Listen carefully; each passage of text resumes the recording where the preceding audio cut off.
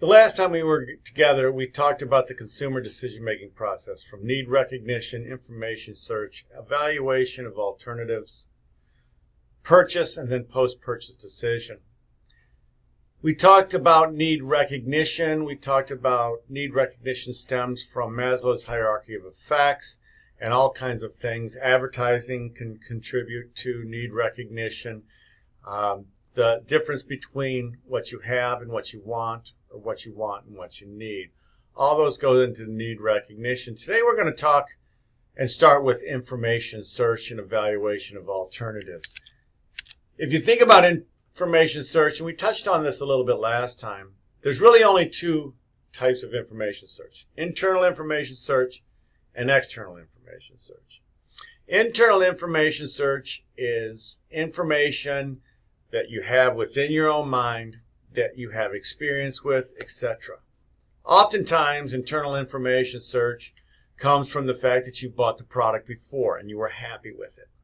Or your friend bought the product and they were happy with it. Or somebody had told you about the product and you wanted to buy it for yourself. So with an internal information search, you don't really look outside. You don't search for information. You don't go to the internet. You don't shop, etc. You go right to the store or you go right to the website and you purchase it. Oftentimes, internal search for information happens when it's a low involvement product, like a can of soda or a bottle of water or some gum or something like that. Sometimes internal information search can be a big ticket item, like a car, because you bought the car for years. Some people just like to have a Chevy Impala. They've had Chevy Impalas around for years. They like the Impala. They've had it for years, and they just buy one. Every time they need a new car, every 4 years, they get a new Chevy Impala. That's an internal information search. External information search is when you're going to go outside and you're going to look at alternatives, and you're going to evaluate for alternatives. The external information search really starts with an evoke set method. The evoke set method is, evoke set means the brands that immediately come to mind. For instance, if I say pizza, you would say Mark's, Domino's, and Little Caesars. That would be your evoked set. If you say soda, you say Pepsi, Coke, Mountain Dew. That would be your evoked set. So those brands that readily come to mind when you mention a product, that starts your external search for information. You're going to take a look at those brands. Those brands are the ones that you would consider buying. You're going to take a look at those brands. You're going to take a look at those alternatives. And that's where you're going to start your internal search for information. And that's where you're going to evaluate your alternatives. That's the evoke set. Evoke set are the top brands that come to mind that you would potentially purchase. The inert set are brands that come to your mind that you probably would or would not purchase. You have no knowledge of them. You don't feel good about them. You don't feel bad about them. Most likely because you don't use that type of product. I use men and makeup. I know about Maybelline makeup. I've never used makeup. I don't know whether Maybelline's good. I don't know whether it's bad. But it's a brand. When someone says women's makeup, it's a brand that immediately comes to my mind because I've seen the ads for it. I've seen the creators for it, etc. So I couldn't tell you whether it's good or bad. I've never used it. So that is your inert set. I-N-E-R-T, inert set, which means you recognize the brand, but you don't have any good or bad towards the brand. Then finally, the inept set. Inept set means you recognize the brand, you know the brand, and you would never purchase it. Either it's done you wrong, or you had a bad experience with it, or someone told you a bad experience about it. So take, for instance, Burger King. Suppose you ate at Burger King at one point in time. You didn't like their food. You might have gotten sick, or it was dirty, or something like that. Burger King could then become in your inept set, which means you would never eat there before. You understand Burger King, you've heard of it, but you would never eat there. Stores can become in your inept set. You would never buy that particular store. A lot of people have pizza in their inept set. They might say, I hate Domino's Pizza. I would never buy it because it tastes like cardboard or what have you. That's your inept set. You understand the brand, you recognize the brand, but you would never purchase it. So you've got the evoke set, the inert set, and the inept set. Again, evoke set are those brands that you would potentially buy. Inert set is a brand you've heard of, but you don't have positive or negative about it. You probably wouldn't buy it because you don't use it. And inept set are those brands that you know of and you would never buy it because they've done you wrong. So factors affecting consumer search process, perceived benefits is one. The more benefits you perceive for a particular product, or the more benefits you seek for a particular product, the more you're going to shop for that particular product. For instance, I use gaming consoles. For a gaming console, there's a lot of benefits that you need in that, especially if you're a good gamer. So you're going to shop maybe longer for that particular product. Other perceived benefits might, and I'm going to show you some benefits in the next slide, but other perceived benefits, the higher the perceived benefits, the more you're going to shop for a particular product. And then perceived cost, especially an opportunity cost. An opportunity cost means that you're shopping for a product and not doing something else. It's the opportunity that you give up to do something else. For instance, if you're out looking for cars or you're out shopping for something else, you're not home studying. So there's an opportunity cost for that. If it's a very low involvement product, you're not going to spend a lot of time doing that because the opportunity outweighs, the perceived cost outweighs the perceived benefit. So it's all about the perceived cost versus the perceived benefit. However, if it's a lifetime decision, like a house or something like that, or the school or the college you're going to go to, well, then you're going to spend some time looking because even though there is cost associated with it, the perceived benefits greatly outweigh the perceived costs. The locus of control method means that the higher your internal locus of control, the more you're going to search. Locus control defined means that if you have a high internal locus of control, that means you think you control your own destiny. Those people with high internal locus of control would say, if it is to be, it is up to me. If it's going to happen, I got to get it done. It's all about what I do. It's the things that I do are going to have an impact in my future, etc. So a high internal locus of control, people feel like they control their own destiny. What they do controls their own destiny. A high external locus of control, they feel like fate controls their destiny. They think it's God's plan. God's plan. Isn't that a song by Drake? I think it is. Anyways, they think it's God's plan, or they think it was fate that happened. So oftentimes those people that have high external locus of control make excuses such as it wasn't meant to be, or fate did it instead of it was up to me, etc. So external locus of control, those people feel like there's external forces controlling, the chaos theory, other external forces controlling their life. A high internal locus of control means they control their own destiny. So the higher the internal locus of control, the more search activity someone's going to do because they control it. The higher the external locus of control that someone has, the less they're going to do because they're going to say, well, whichever one pops up first, it means it's fate. So actual perceived risk as well as actual perceived benefits. There's performance risk. I use the gaming console for performance risk. Obviously, you want, if you're a practiced gamer and if you're a good gamer, you're going to want a lot of features and a lot of benefits. So there's a lot of risk on performance. The performance plays a big role in what you're going to buy. Financial risk, obviously there's a lot of financial risk for big ticket items. For instance, if you buy a house, it's not like you can buy a house and turn it around next day. So there's some very high financial risk associated with that. Social risk is how you're perceived by your peers. Oftentimes you will buy something because you want to be perceived as being one of the in crowd, or it's because what other people are buying and you want to be socially acceptable. I liken social risk to high fashion. People buy fashionable clothes to be socially acceptable. Then there's physiological risk, risk of getting sick or risk of unhealthy. Tobacco products have high physiological risk. If you eat a tuna fish sandwich from a vending machine out of a gas station, that might have high physiological risk because there's a chance you could get sick on that.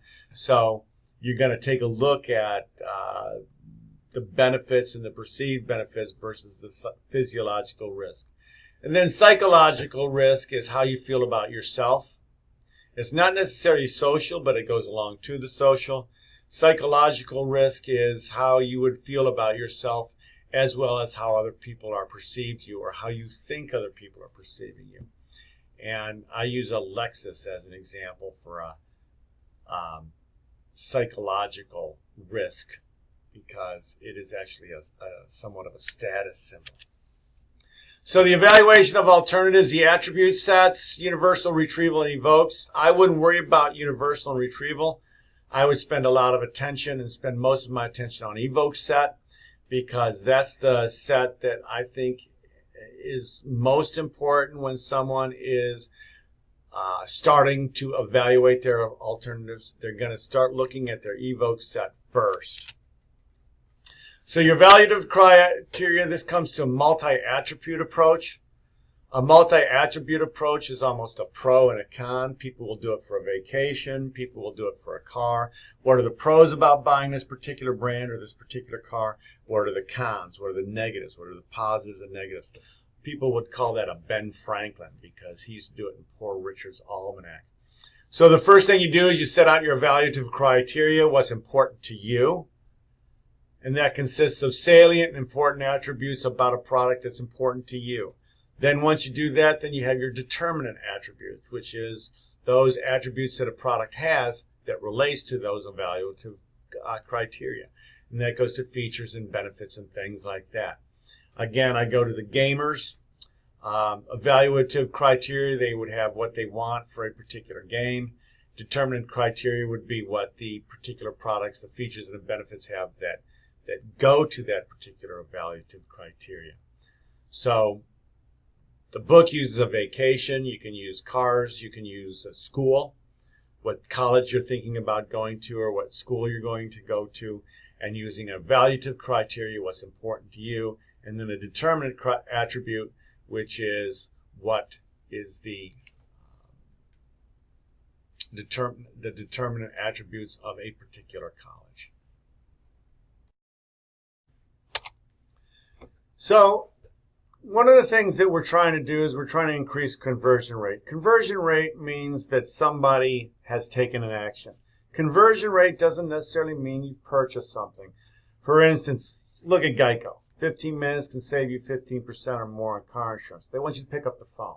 Every time you pick up the phone, they call that a conversion rate. So what we're trying to do is with all this, the entire consumer buying process is we're trying to get people to convert. Now, most of the time we're trying to get them to buy. That's the key thing. We want people to buy. But conversion rate can also mean clicking or putting something in your shopping cart or something like that. So to increase conversion rates, what people are trying to do is reduce virtual abandoned shopping carts. And there's a lot of things that they can do about that. I don't know if you've ever seen it, but suppose you put something in your shopping cart and you leave it there, you abandon it, and then you get on Google or another website. Oftentimes you see a banner ad on the side of the thing that you were looking for, the thing you purchased, because they dropped a cookie into your hard drive, and now you see that particular ad for whatever you just abandoned. Also, another way to increase conversion rate is to have more merchandise in stock and reduce the wait time for people to purchase or people to stand in line or something like that. All those are part of your purchase and consumption, so that's about the fourth, I think it's the fourth step in the consumer decision-making process. So with post-purchase, you've got really three things. Customer satisfaction, which means the customer's happy. They bought it, they like it, they're happy. They go away happy. That's good. However, What you really want is customer loyalty. We talked about that lifetime value analysis, or what a customer is worth over their lifetime for a company. For instance, if someone goes to Starbucks and buys 1 cup of coffee a day, every working day, that's 250 years, or 250 days, excuse me, and 40 years of working, that person's worth a lot to Starbucks. So they want to do everything they can to increase customer loyalty. Same thing with car purchases, etc. It's called lifetime value analysis. With that lifetime value analysis and driving customer loyalty, that's what companies are really trying to do with the consumer behavior model, is really drive customer satisfaction, which drives customer loyalty. Now the negative is cognitive dissonance. Cognitive dissonance is post-purchase dissatisfaction. So here's some things that can increase post-purchase customer satisfaction, like demonstrating correct product use, standing behind with warranties, encouraging customer feedback, having other people buy it so that people know that I bought it and other people have it, so it kind of enhances their purchase decision. Thank them for their support. All these are post-purchase customer satisfaction type of things, which lead to customer loyalty. Post-purchase cognitive dissonance is when someone purchases something and they don't like it. They're unhappy with their purchase. Firms attempt to reduce cognitive dissonance by reinforcing the decision, or an example that I would give you to reduce cognitive dissonance is fitting rooms. Have someone try it on in the store. That way they can look at it themselves, they can look at it in the store, and then they get home, they're not so much likely to return it or be dissatisfied. So that's one example of cognitive dissonance. Another example of cognitive dissonance is to show that other people, especially opinion leaders, spokespeople, etc., have bought it and are wearing it or are using the product. That's why it's important for spokespeople like LeBron James or Tiger Woods or Shaquille O'Neal or Michael Jordan. They're opinion leaders, they're spokespeople, and if someone sees them using the product or having the product, it reduces cognitive dissonance and other people will buy that product too. Thank you letters, congratulations letters, showing other people using it or purchasing it are all ways to reduce post-purchase cognitive dissonance. And then finally, customer loyalty is really solidifying a customer relationship, solidifying that customer satisfaction so people come back time and time and time again. Customer loyalty is a very fragile thing. You could do 20 great things, but if you mess up one time, some people might say, well, I didn't like it and I'm not coming back. Firms use CRM, customer relationship management, and other data analytics to try to understand and anticipate customers' needs, satisfy those customers' needs as best they can to try to drive an increased post-purchase customer loyalty. Some other factors influencing the consumer decision, obviously the 4 P's, price, product, place, and promotion, our marketing mix. If the product is good, if the price is good, if it's easy to get through distribution, if you hear about it, if you see others wearing it through promotional aspects, etc., that will help with influence a consumer decision. Social factors, cultural, family, reference groups, peer groups. If you see one of your peer groups wearing it or buying it or owning it or having it, it tends to help influence your consumer decision process. If your family shops at a particular store, or if your family buys a particular brand of cars, it helps influence your consumer decision process. Psychological factors, status, perceptions, attitudes, motives, all those types of things are part of the psychological factors. The difference between a Lexus and a Fusion is about $70,000, but when you show up in a Lexus, you've made a statement. and that is a psychological factors on why people buy a Lexus. And those psychological factors can influence other consumer decision-making process. And then finally, situational factors. You can't see that because I'm blocking it, but it says purchase situation, shopping situation, and the state of your being. So involvement, high involvement, there's going to be greater attention. There's going to be more shopping. They're going to pay more attributes to it. They're going to do the multi-attribute test. They're going to develop a strong attitude. Low involvement, there's less attention. There's more internal searches. Generally generates weak attitudes, really don't care because it's a low involvement purchase decision. A high involvement purchase decision would be a computer system, a gaming system, a car, a house, where you're going to go to college. Low involvement would be soda, gum, peanut butter, something that you're not going to think a lot about. Types of buying decisions. Extended problem solving, usually with high involvement products. It's purchase decisions that call for a lot of time and effort. Limited problem solving, where you've got a problem. I might be hungry. That is a problem. I've got a physiological need. I'm hungry right now.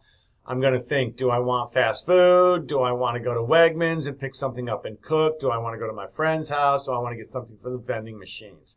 Oftentimes that's impulse buying. Oftentimes it's habitual buying. Every time I'm hungry, I go get a pizza or I go get a steak and cheese sandwich or something like that. It occurs during a purchase decision that calls for a moderate amount of effort and time. Limited problem solving could be food or something like that.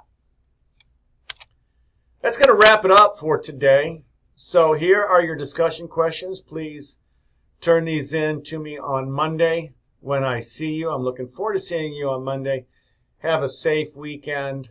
Have a great weekend, and see you Monday.